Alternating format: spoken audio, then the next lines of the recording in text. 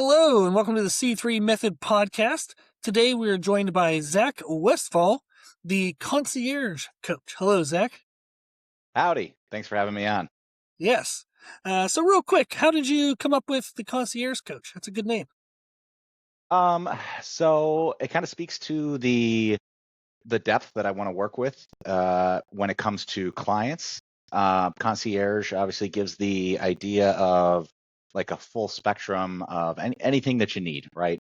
And that was what I wanted to speak to when it comes to clients and who I work with, who ideally I work with, right?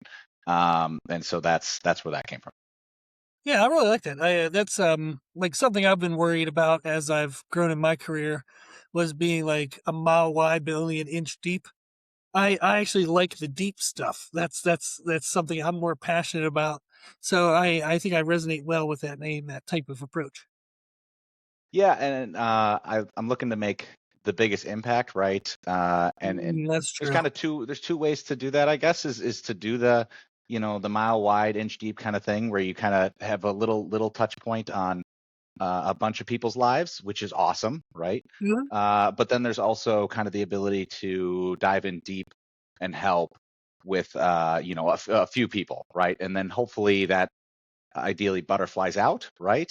Yeah. And from there. But that was just the preferred method for myself. Cool. I like it. I like it. So then, speaking of diving deep, what I thought we could do today was to discuss an ideal client profile or a common client profile, somebody that you would typically work with. We're going to discuss a situation and then the methods and strategies we use to help those types of people become successful. So do you have a situation we can kind of deep dive into today? Yeah. So we'll talk about I think client X. We'll say Yes. there. And just biggest biggest thing here is they are looking for a complete overhaul. They understand that they need to make some changes. So I guess client X here, I'll say they're a little bit older, right? Maybe they've been working. Then this is common case, right? Work-life balance. It's been work, work, work, work, work, and not Yeah. so much being able to focus on themselves, right? And whether it's been for their own growth or for taking care of their family, whatever it is. Finally they're like, holy man, I'm getting up there in age, Yeah. and I want to be able to enjoy the later years of my life, and so that's where I come in, right? So they've been focused on them, and now we come in and we assess their life as a whole, right? Uh-huh. And we understand, most people come in understanding, hey, I need some training, right? Some gym time, some physical exercise. Most people get that, right? We've been kind of taught that ever just since gym class, right? Like, hey, some Yes. amount of we need exercise. It's good for you. I'm not sure why, but know, Yeah. I've been told it's good for me, and so I'm coming to you, your personal trainer, and so then I'm like, okay, yes, we do need some exercise, and we'll start. And everything with me, and I think ideally is always a build up. And one, you start at the bottom, you build up, and two, educate, right? That's kind of the biggest thing with me is I'm not trying to hold anyone hostage forever, right? And that's, I want to educate them to be able to go off and take this new lifestyle that we've developed and continue on.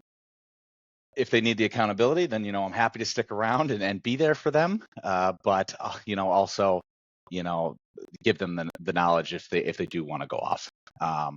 But yeah, we start with the training, right?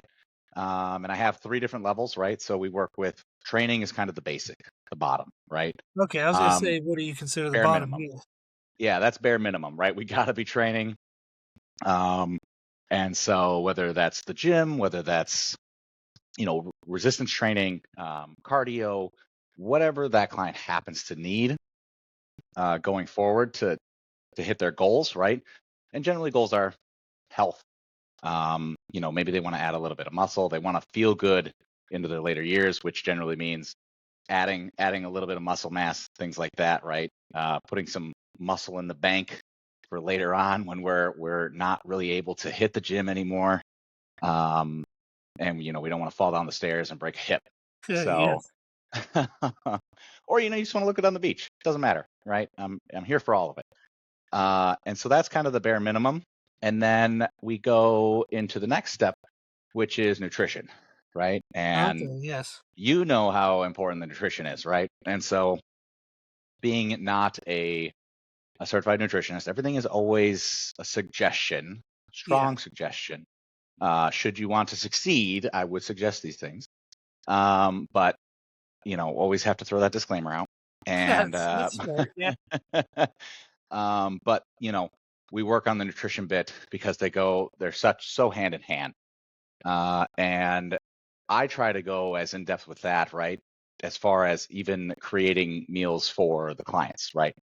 Where Oh, very nice. I will cook your meals, right? I will cook your meals. I will give them to you.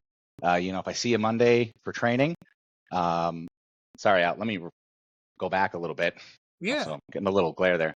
I don't train you like less than 4 days a week, right? Unless there's Wow. Okay. something So that's come up, you're all in it. we're Yeah. all in, right? Like this Yeah. is not a game. You've made the decision. You are committed. And so we're training 4 days a week, and that doesn't always mean that we're weightlifting 4 days a week, but we're doing something, right? Whether that's mobility, whether that's cardio, something. I will see you 4 days a week in person to check in, to say, hey, what do you need? Here's what we're doing for this hour, and make sure that we're staying accountable, right? Yeah. Switch back to the nutrition. I see you Monday for training. I'll give you your meals for the week. And then, obviously I can't force them down your throat, but I have made your meals, right? I've made your life so much easier. And that's part of that concierge, right? Is like, hey, I am trying to make this as easy as possible for you to succeed. I Yes. want to see you succeed, right? Like I think as trainers, we love seeing that, right? Like it's Yeah. um It's part addicting. of It's the kind of beauty. part of the purpose of what we're doing. Yes. Right. And so I get to fulfill my purpose. Yes. And so, the uh, making the meals and everything is organic, right? Locally sourced, as customized as possible. Obviously, accounting for allergies, accounting for taste, Yeah. making sure that they're as locally sourced as possible, right? Some things we're not going to be able to do, right? There's no purple rice here in South Yeah. Carolina, right? Yes. We got to bring that in, but getting it from like a good Whole Foods or even Harris Teeter's pretty decent. Finding quality ingredients and then cooking them for you. So it's not just like finding the cheap crap that maybe has good Yeah. macros, but it's just made with all these preservatives and things like that, right? We're working on longevity here, so I'm not trying to feed you a bunch of chemicals and bad stuff, right? Yeah. Um, Exactly. You're not trying to buy everything in bulk with some cheap grade whatever grade F. Yeah. exactly, Yeah. exactly, right. And so you know, customize the training, customize the food, and then beyond that, there's one step above that, which is I call optimization, right? And then I will help you with some of the other things that have become very popular recently, like peptides, Yeah. guidance on peptides only, Yes. right? And so, I will share with you what I've learned and potential ways that they can benefit. They've been shown to benefit. Link you up with studies, things like that. Yeah. And then as well as I do work with a nurse practitioner who's licensed in South Carolina to um, do blood, prescribe as well as do blood tests, right? So we can do blood tests and things like that. I won't draw your blood. You got to get your blood drawn somewhere Yeah. else. Yeah. You're going to go to That'll a raise some red facility. flags in the gym. Yeah. Yeah. Yeah. Yes. So there is no phlebotomist in the gym. Yeah. You gotta, you just go over to Quest or something like that. But basically, you will get you on a call with her. You can use me as an intermediary. I can be part of the phone conversation, or you can do it privately with her, Yeah. whichever way you prefer. And then, She'll get the blood test you need. You go over to Quest or whatever lab they draw, and then you get some information on that as well. And so then I can connect you with that and then we can talk about how to fix things long term. She can give you potentially, if needed, right, some guidance on, hey, we might need some prescription stuff in the meantime, Mm-hmm. and talk to your primary at that point to work on that. And then I'm going to try to, obviously, if it's heart related things like that, we'll hopefully try to get you off of said prescription things if we Yeah. can. Yeah, If with it's proper impossible, no. exercise and nutrition, you can often get some reduction. Like you're saying, maybe not Yes, completely off, but it can we reduce it to reduce at least some of the side effects. exactly, Yeah, exactly.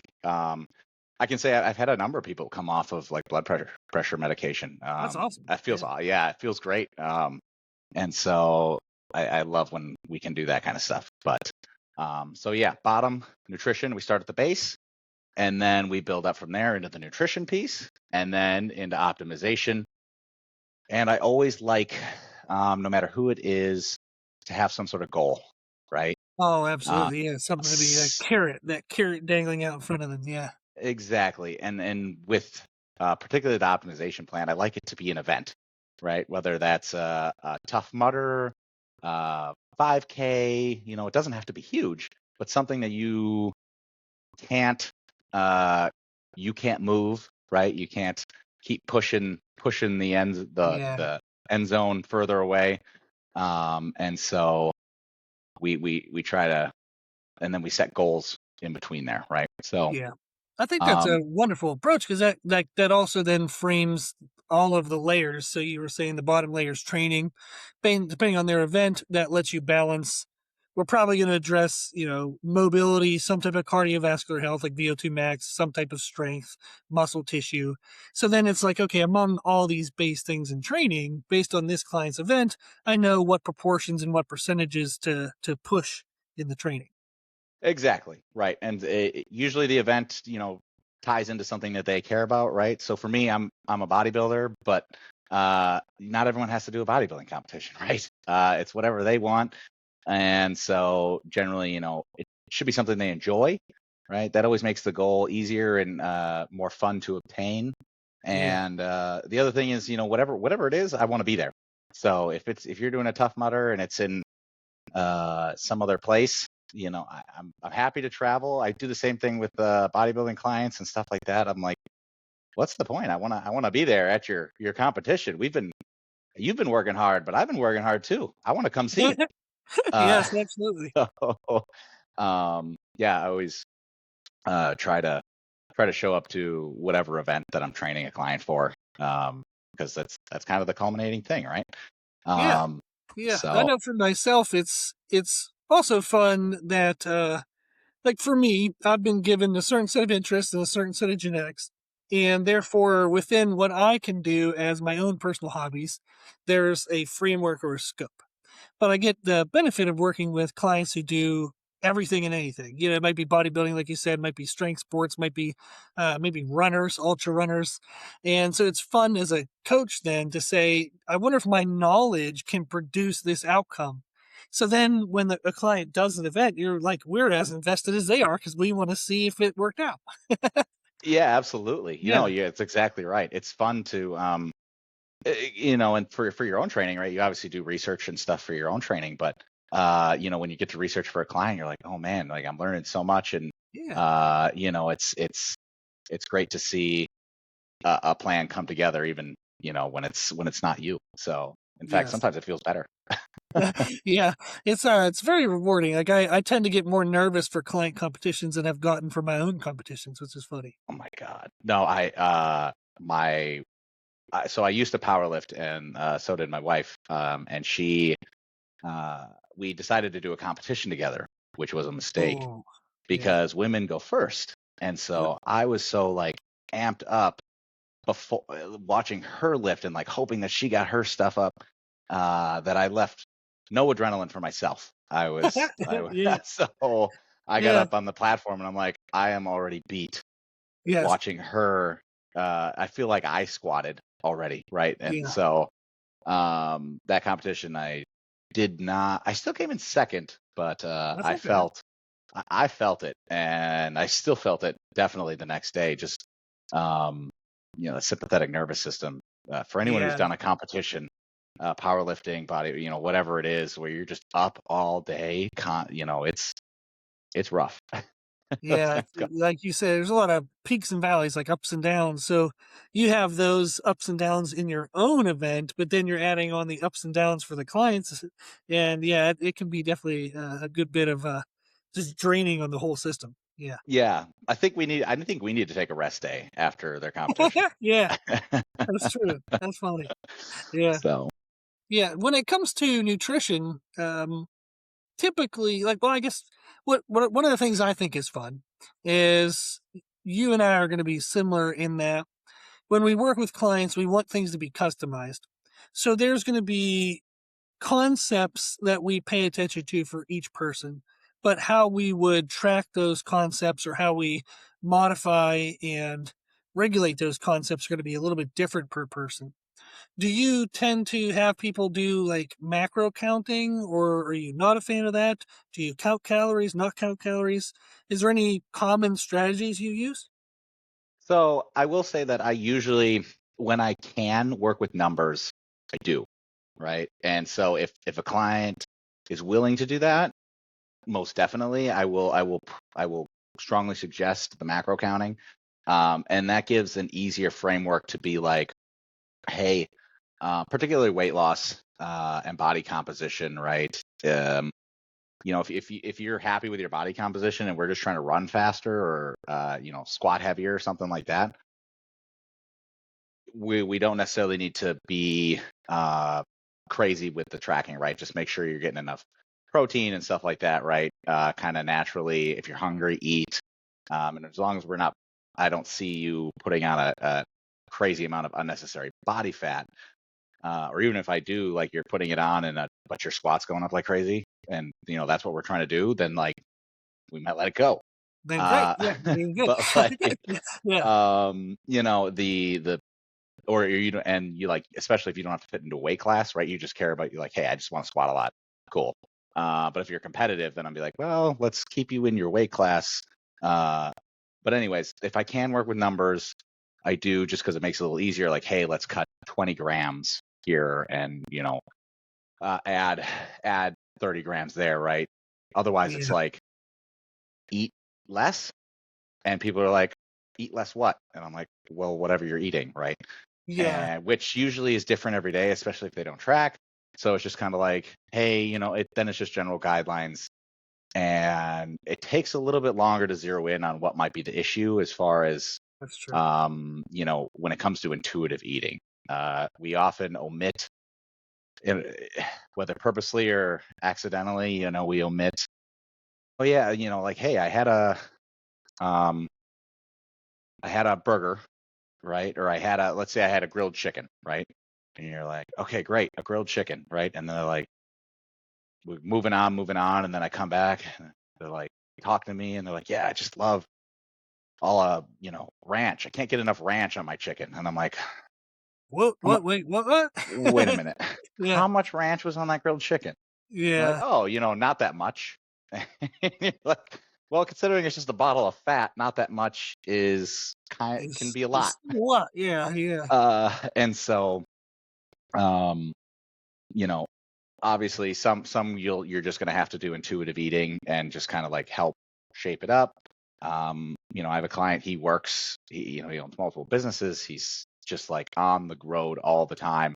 No access to a microwave, and he's, you know, trying to meal prep, but there's out to eat, and it's like, okay, so if we're going out to eat, then let's choose a better restaurant, right? Or a better option at a restaurant, and we'll just start from there. And so you do what you can with what you got, but if I do get the option to work with numbers, I do try to push that. I mean, I don't know, what do you prefer? Do you prefer like the intuitive eating or like the macros? Yeah, I know I've sometimes the done. macros can get tiring. Yeah, that's true. Yeah, I'm the same as you in the sense to where what outcome does the person want in what timeline? So if they want a very like precise outcome or a very big outcome, like, it's a powerlifter and they want to hit all PRs. And it's like, okay, well, if the more I want out of this, the more I'm going to have to put into it. And that does then lead to we need greater details because we need greater control. Whereas if it's a person that's like, hey, like you said, I've just let myself go for 20 years. I'd like to drop 30, 40 pounds just to feel better. And we would say, oh, well, when would you like to do that? And they're like, I don't know. I would just like it to happen. I don't have a time frame. And it's like, oh, okay. Well, where are you eating? Like, how are you eating now?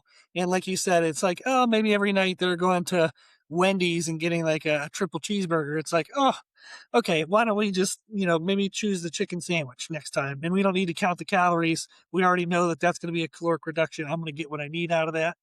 So that's usually my approach as well is what does the client want? How much do they want out of this and what timeline? And then that determines how much control we would need. Then that determines what type of method that we're going to use to get that control. No, that's exactly it. And I guess even when they don't give timelines, I try to do give the timeline, be like, okay, well, let's try to set a manageable timeline, right? Like, Yeah. because when we have those goals, it just with the same thing with the event, when we have those goals, then we can track a little bit, and we're like, hey, we might want to move a little bit faster because otherwise, y we may never hit what we're looking for, right? And I don't want that to happen. I want you to get what you want. And so if we can assign some timelines here that are manageable, uh, and that's, I think those are the biggest things, right? Adherence and sustainability. Adherence in the short term, particularly, long in the short term, meaning, hey, I can make these changes, but then also having those changes be sustainable, right? And we may be able to be a little bit more aggressive to start with, right? Like, hey, I have these big goals, and then when we get there, we can kind of ease off on the gas and not make this feel like it's a chore for the rest of your life, right? Yeah. Yeah. And And that's the case. Like some people, I'd hesitate to say all because everybody's a little bit different, but it seems to be more common than not that people start with more willingness to put in the energy and the effort.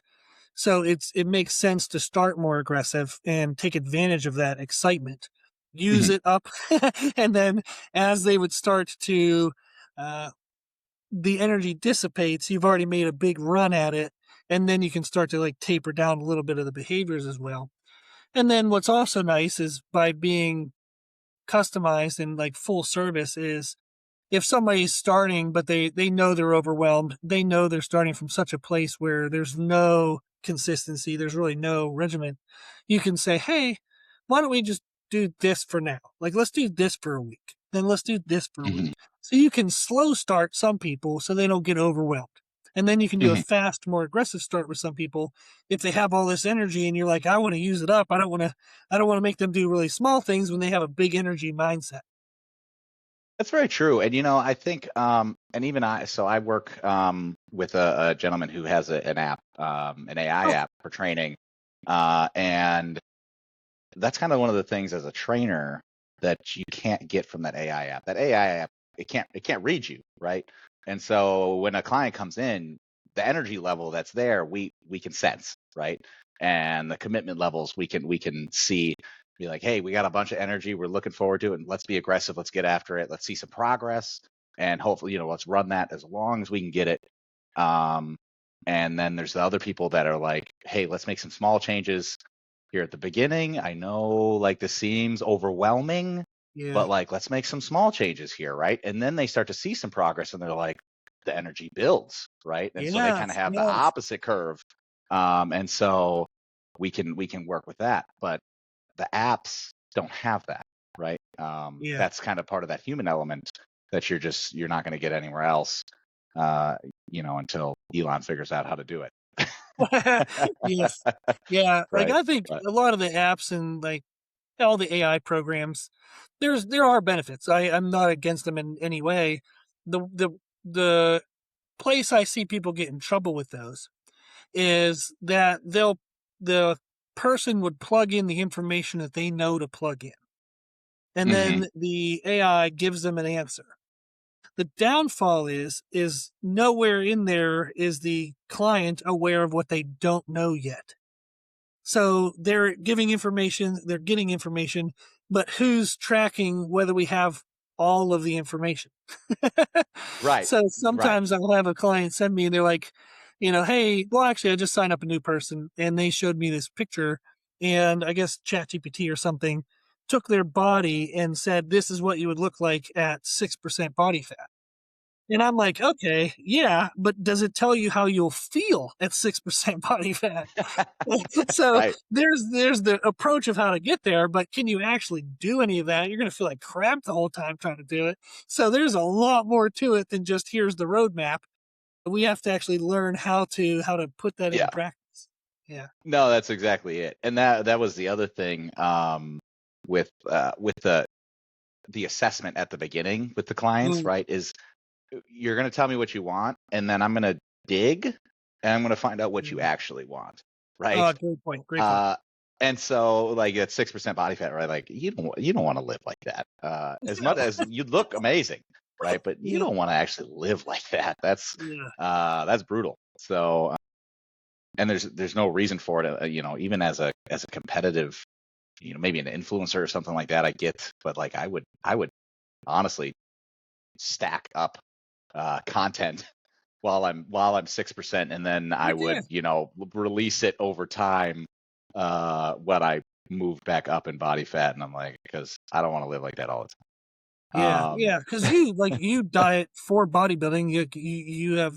You have that competitive thin skin look, so firsthand the it's kind of like when you have the amount of knowledge we have, and you've done it for as long as you've done it, you do know how to manage the diet, but still be a good spouse, still be a good parent, still run a business. It's not easy. So there are seasons and waves that you can do it in. It's not Hmm. something that you can peak and then just sustain that peak forever. Right, Yeah. right. That yeah, as much as you'd like to stay at the top of Everest forever, Yeah. you got to climb back down to where there's oxygen. Uh, Absolutely. Yes. Yeah. and so Yeah. Very good analogy. Yeah. um, I will say, just kind of circling back to the body fat percentage, that is one of the things that I think the perceptions are hugely skewed, and body fat percentage looks totally different on different people. Absolutely. Yeah. And Absolutely. so I mean, ChatGPT is doing the best it can, but that might what it gave you might be totally unrealistic, and it might also um, uh, it's the body fat percentage where you think you're at might also be way further from that than you think. Um, That's very and true. so when it's the macro counter that I usually run into problems with, where they're like, oh yeah, I think I'm hey, I want to lose weight, or I want to gain muscle, and I think I'm at 12% body fat. And so then it'll spit Yeah. out macros based on the latest and greatest formula that we've come up with for determining what your macros should be. And the problem is you gave it that you thought you were 12% body fat when you were really 20.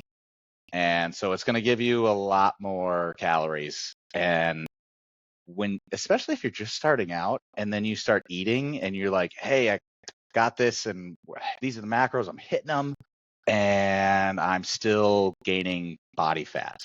And Yeah. so like that's discouraging, right? You're like, Absolutely. I'm doing Because everything I should. I put everything into the app, and but like you said, that you don't know what you don't know.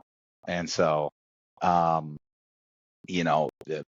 that's one of the other kind of issues is the body fat percentage estimator. I find the same thing when it comes to powerlifting, when it running like RPE with like kids, Oh, yes, because yes. it's perceived effort, right? And it's like, Yeah. okay, the perceived effort that changes with training age, right? Like, and that's a huge piece of it's called perceived effort. So Yes. your perception of training changes with experience. So that's why I Yeah. don't love the RPE programs for youngins. But Yeah. I digress. Well, that's actually like fun to talk about. Like there's RPE, rate of perceived exertion. There's RIR, reps in reserve.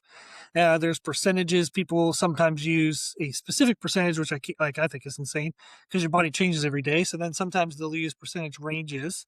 Hmm. Whenever you're writing, not even only powerlifting, but let's just say somebody who's trying to lift something heavy, and for conversational sake, let's say we want them to lift something between, let's just go from 3 to 10 repetitions where it's pretty heavy. There's a little bit of wiggle room. Like if they don't get the form quite right, they're not hurt immediately. Maybe they can tell that and they can rack Hmm. the weight, but it's Right. heavy enough that they could get hurt.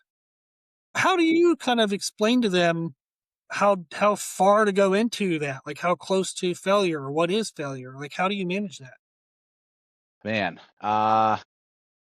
when it comes to particularly so like the bench, right? I just always, hey, just get a spot. It's not worth your life, right? Just get a spot.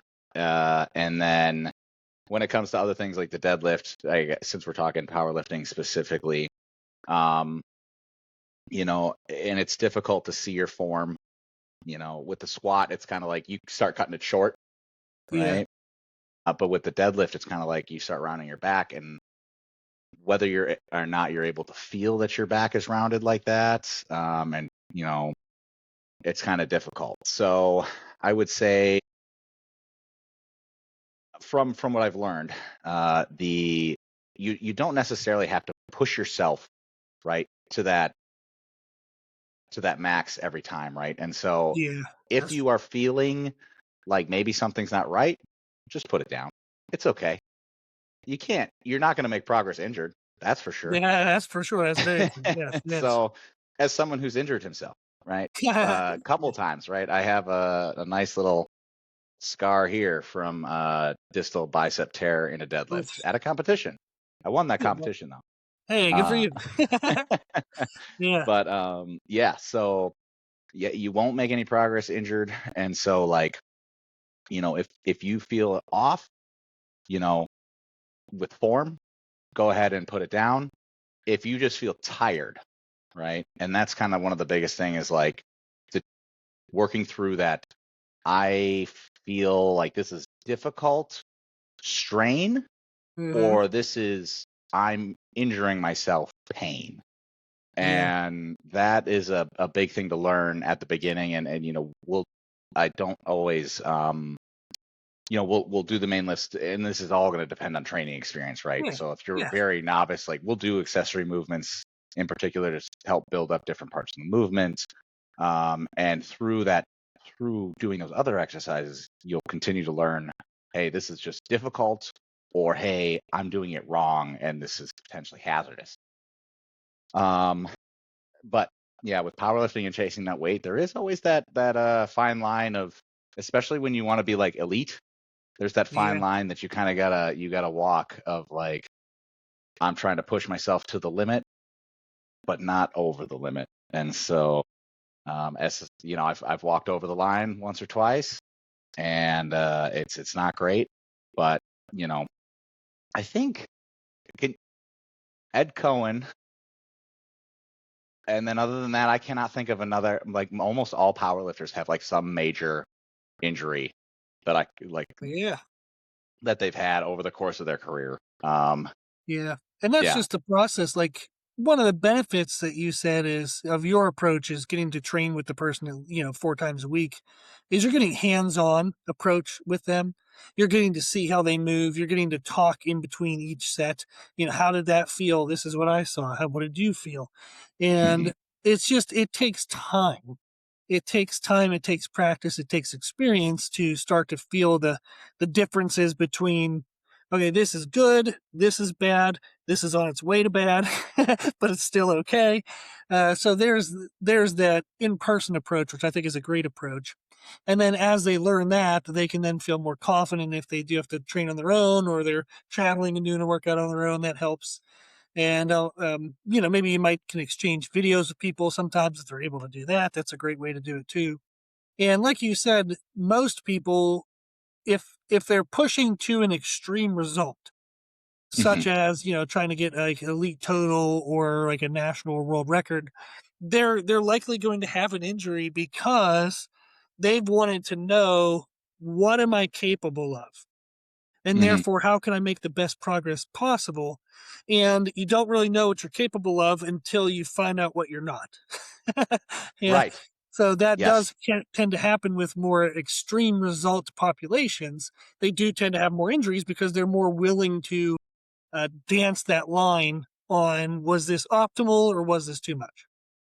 Right. And they're capable of breaking that line. I will say Yes. that, Yes. beginning lifters, um, part of the not, you won't hurt yourself. Like, your body is kind of weak because Yeah. you haven't been training it, but you also there's a survival mechanisms in the body that are limiting you. Like, there's limiting Yes. factors on the body that are telling you don't go further. And really, you're at 70% maybe, right? Those advanced lifters and those ones that are pushing for those extreme results, they can push past that, right? That they're pushing, 80, 90, and then sometimes over the line of what their body is capable of. Um, and I think Mark Ripto said it. He's like, "What's the only way to know you can't do another rep? That's to go for it and try Yep. it. Yeah. And then if it sticks you down to the floor, then you couldn't do another one. But that's the only way you know for sure. And so, a lot of the elite athletes, they'll push for that rep. Yeah. And sometimes they get pinned, but Yeah. hopefully not injured and just pinned. I've been stuck under a hack squat uh, Oh, at least once, and just kind of sat there. And thankfully, as a bodybuilder, I didn't have crazy amounts of weight on it or anything. I was just fatigued, and so I kind of just sat down there for a while and was like, okay, I think I got enough energy to just get it up on the first yeah. safety, and I managed Yeah. to get it up. But when it's 600-700 pounds on your back, have the safeties, have a spotter. Always recommend a spotter. Hmm. And so, yeah, it can Yeah. happen. Yeah. What, if you don't mind sharing, can you think of like a story to share where, in your journey of going from like a beginner to an advanced lifter, was there a moment where you really pushed and challenged yourself, where maybe you did try something to failure, you finally failed, and you're like, oh man, that's what that feels like, where you overcame an injury and then that really taught you what you were capable of? What did you have, like a moment where you're like, this is what it more is, and this is what I can truly do? Goodness. Well, I guess when you do finally break, I've had a shoulder, bicep, distal bicep, and then the supraspinatus. I had that tear on a bench press, Oh, ruptured at the okay. tendon. So I've pushed past a couple of times, and so I will say, trying to think of in my lifting career, like the moment where, like, this is where I'm really capable of. Um, There's Man, probably been so many small ones. That's why it there, might be hard to think of it. Yeah. I set my all-time deadlift at your gym back in Yay. 2020. Yeah, yes, 725. So I pulled that. That's still That's heavy. Yeah. floating around there on the gram. But that That's was awesome. it. And you know what? I do go back and I kind of think, like, in the amount of time that I spent powerlifting, just kind of how far I got. I was like, man, I was like putting on weight. I'm pretty good at chasing weight. I just um COVID kind of happened, and life Yeah. all changed and whatnot, and so then I eventually transitioned into bodybuilding. Um and I guess one of the times I thought, I guess, was Anytime Fitness Okay. in Michigan, Novi, Michigan. When I hit a plateau on my dumbbell bench press, and I was like normally running, it was like 75s. I just couldn't get above 75. And so, like, this was a while ago. Uh, and so, but then I hit 75s, and I was like, felt good. So I grabbed the 85s. 85s went up, like, for another set of 10, not just like for a few. I was like, Yeah. okay, let's try the 90s. and I managed to get those 90s out. Like I had a 15, 30 pound jump. And Wow. I got those up for 8, and like breaking that plateau, like it felt good. Yeah. And like, oh man, push. And believe me, I had to fight for those 8 reps, but I got them. Yeah. And I remember I was stuck at 495, that 5 plate mark Yeah. Yeah. forever. Like I couldn't. I threw a 2.5 on, couldn't budge it. What is Yeah. happening? And I don't know if I wouldn't recommend this to somebody, but what I did at the time, being the younger gentleman I was, Yeah. I gloated on.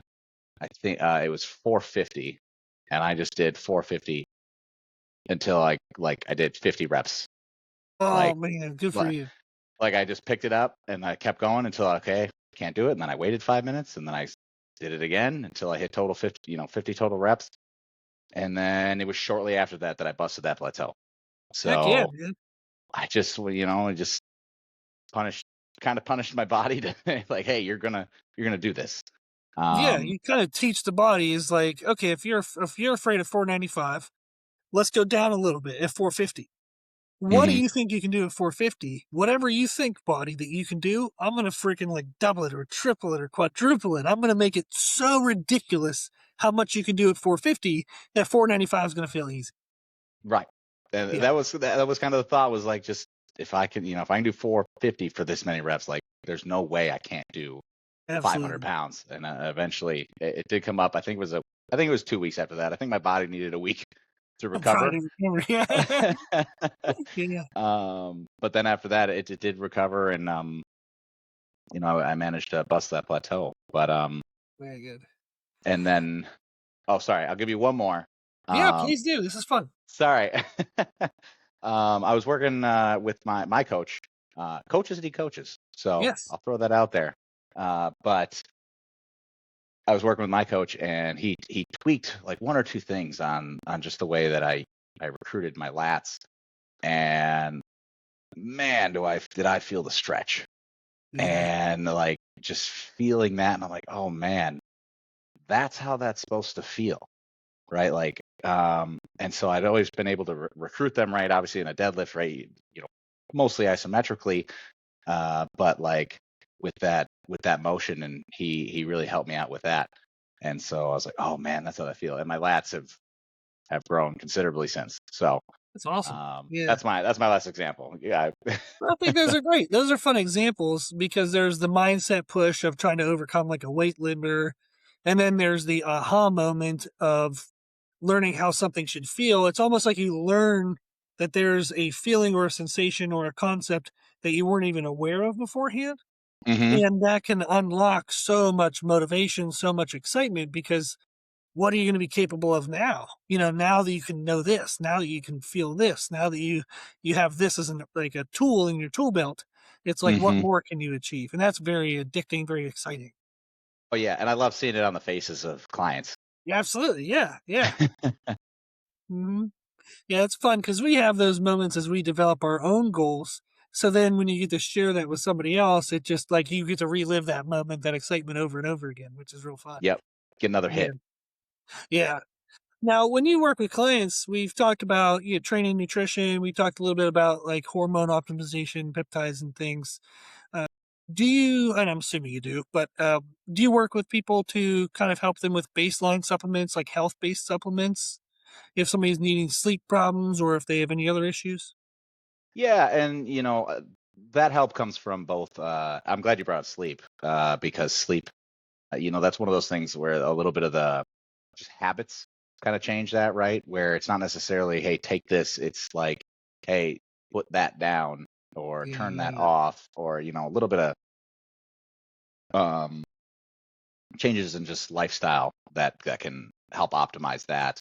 Uh, but for sure, definitely with like supplements, it's there are a lot of good things out there, and there's so many supplements out there. it's Now that overwhelming. Yes. it is. It's like at one point I had started a spreadsheet of Woof. like of yeah, and I like, like holy man, this thing has gotten massive. Yes. And I still learn about new ones, right? Like whether they Yeah. pop up on your social media feed or, uh, the coach or someone else talks about them, and you're like, man, I never even heard about that, right? Citrus bergamot, right? Like I Yeah. until recently had never even heard of it. I was like, what the what? And so, but like, yeah, there's, I definitely help with that as well, and basic nutrition, especially when we're working in deficits and stuff like that. Yeah. Multivitamins, I always push for like multivitamins, those big, magnesium, the B vitamins, all that good stuff, and then obviously the complementing vitamins that help with the absorption of other Yeah. vitamins. Yeah. So and then creatine. Man, do they keep coming up with new good stuff about creatine? Yeah, it's amazing. Like that creatine, it's been around forever, but yet it somehow still feels like it's the new thing that people are talking about.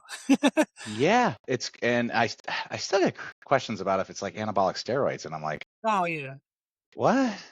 Yeah. You can buy it at Walmart. It's not anabolic Yeah. steroids. Yeah, that's for sure. Yeah, I remember like um, I started creatine whenever I remember taking it my freshman year of college. So this would have been, I think, back in 2002, 2003. And it's just neat to me that, that many years ago, I was taking creatine and like learning, did I feel it? Did I not feel it? What should I feel? Those you kind of probably had things. hydrochloride or whatever, right? Yeah, So there the was like a yeah, million like versions of it. Yeah, so like mm-hmm, creatine monohydrate was like the cheap one. Then they came out with these crazy, really expensive versions, and they found out the mm-hmm. monohydrate was still the best. But it's so funny, like to me, that even whatever that is now, like 23, 24 years later, I have clients, still asking those same questions, and it's neat that some things in our industry do evolve and change, and it's good to Mm-hmm. keep up with that like evolution and change. But then so many things are still foundational and they're just always true. Like people always need to usually sleep better. They usually need to pay Mm-hmm. more attention to their food. They have to have some kind of consistency with exercise because that's probably not what they're doing. So there's so many baseline habits that people are always going to need. But then there are those intricacies and details that it's fun and necessary to keep up with the evolution and the change of. And I think with that, you know, work on those foundational things, right? Like especially you know, get a trainer and let your trainer all the new fun we read about that stuff. We have fun reading about that. We're like, oh, this is fun, right? So don't get too far into the weeds. I think people love to get into the weeds of all those like new things because obviously they're marketed and it's like, hey, there's a study where the people lost 10 pounds taking uh something you can't pronounce, right? Yeah, And it's like, oh man, I should get that. And it's like, you sleep 3 hours a night. I don't care how much of that you take. You're not gonna. It's not helping you. uh, or it's marginal help compared to if you just slept, right? You're gonna have so much better results. And so, you know, I guess maybe that's what needs to happen is there needs to be more of a re a renaissance or sorts hey, remember proper sleep, proper nutrition, exercising. Let's push that again, and just not get too crazy into all these crazy new supplements and stuff like that. Even though, but yeah, it yeah, is. It maybe. is challenging with most of what our clients and even us, like what we consume. Most of it is directed towards selling or making money, and that's a lot of the challenge with a lot of resources nowadays. Is what doesn't make money is somebody making an Instagram post about the benefits of going to bed at the same time every night. That doesn't make any money. There's no sizzle there. People aren't going to even Not probably listen sexy, to yeah, they're not going to listen to that whole, like, it could be a 10-second video. They're not even going to listen to all 10 seconds. right? So, Right. everybody it's human nature to a large part where people would like to find the shortcuts. Hmm. And the downside is sometimes there are shortcuts once you have the foundation built. There might be ways to Hmm. do something more optimally, but you still have to have this foundation. There still have to have all that boring crap that everybody's trying to run away from. That stuff still eventually needs to be addressed before those little small things can really make any significant difference. Yeah, no, absolutely. And I do think, I guess, what would you think is the new trend? What are some of the things that you think are like the new? Uh, GLPs are definitely really big. Like that's something, people always asking about Ozempic, Mounjaro, hmm semaglutide, tirzepatide, retatrutide, all those things. hmm That tends to be a big one. And then the peptides. It's kind of interesting, and like you brought up peptides before, yes, or we discussed of it, is it's something like supplements where there's more new ones coming out all the time. And hmm they all do a little bit of this, a little bit of that, and they promise the world. So I'll have clients send me sometimes. They're like, "What do you think about this and this?" And I'm like, "I don't even know what that second thing is. Like, how do you know what that is? Like, where'd you Right. hear that?" I was like, Right. "What are you talking about? What is that?" Yeah, I'm like, "Is that a spelling error? Did you like? Is that the real word?" Right. Did you So cast a spell on me? yeah, there's so many peptides now that seems to be for like the clients I'm interacting with. That tends to be the big nuance now. Is what about this peptide or this peptide? Would that help me? And I still always have to go back to, hey, our calorie targets that we've had, we only got our calories within the range we want 8 out of the last 14 days. That peptide isn't really going to do it unless we get those net nutrition better. hmm Yeah, yeah, Absolutely. mm, And I will say that some of them, like the GLP ones, right? They're revolutionary, right? They've helped a lot of people. They've also hurt a lot of people. But like the you know, eh, especially with GLP-1 and then to GLP-3 now. GLP-1 was kind of the breakthrough, and now we're at GLP-3. And there are benefits, but obviously it comes with. In fact, with those, it's more important than ever that you have those foundational pieces put into yes, place, yes, right? Because otherwise, then it does hurt you. And so that's kind of the biggest thing. Uh, so it's kind of like people are, because there seems to be two camps. There's like super pro and super against, and I'm like, well, yeah, case dependent, right? Like if you're morbidly obese, right, like the GLP-1 might be worth it for you, right? Because I can tell you that heart disease will definitely kill you, right? yes, GLP-1, right? You at least have the potential to change your habits and like exercise and do stuff, right, while reducing the appetite. yeah, And so like, it could potentially be, we bone density is a little easier to correct, particularly if you're a little younger, right? Than necessarily, getting heart disease, right? Fatty liver, stuff like that, right? So, yeah, for those people, it can make sense. I think the benefits outweigh, but for some people that just want to lose that last 10 pounds, I'm like, maybe we just focus on like the basics and just eat a little bit less, um, and see where that gets us. yeah, yeah. Before It's like, we, why don't we just tweak our training to just burn a little bit more calories and see how that does it? Yeah, right. Yeah. yeah, It didn't have to go crazy with it. So, but yeah, the other thing, only because I'm thinking about, because I'm drinking this Battle Flow, yeah. which is awesome. But the nootropics, right? So we've not Yes, just yes, our bodies, but our minds, and obviously the mind controls the body. And our mood, a lot of times our mood, right, and our ability to kind of focus in on training and what we're doing. And so I kind of, the pre-workout was kind of the first one, but that was kind of just like a ooh rah rah, get me hyped up. Let's yeah. go. Kill Just everything in sight. caffeinate your face off. Yeah, Right. Right. Literally, like it's bees on your face. Uh, and so, um, but some of those nootropics I've done some research on, and obviously there's everything's still new, and there's like some conflicting research, but I think a lot of those are some pretty cool things, particularly when yes, there's very little downside, right? Peptides, they're kind of some long-term downsides, whereas some of these, mushroom extracts and stuff like that, lion's mane, natural source things, I'm like, downsides pretty much nil. So like if you feel better with it, even if it is a placebo, by all means, right? If it's helping you, go for it. Yeah, Um, especially but the population where, like we talked about, like the kind of the client profile we initially started with was somebody, maybe in their 30s, 40s, 50s, 60s. They've put a lot of life ahead of, like a lot of work and other goals and things ahead of their own self care. They're likely managing a lot mentally and emotionally. So they're trying to take care of themselves now, but they still have, job, they still have a spouse or family or other responsibilities. A lot of times the nootropics can really help stay focused on whatever they're doing in that moment so they don't get so scattered. And that can then help them just with the execution quality of everything they're doing in each moment of each day. So with that specific crowd, that's a really important and helpful supplement. I would totally agree. Not it was I can tell you it was originally designed for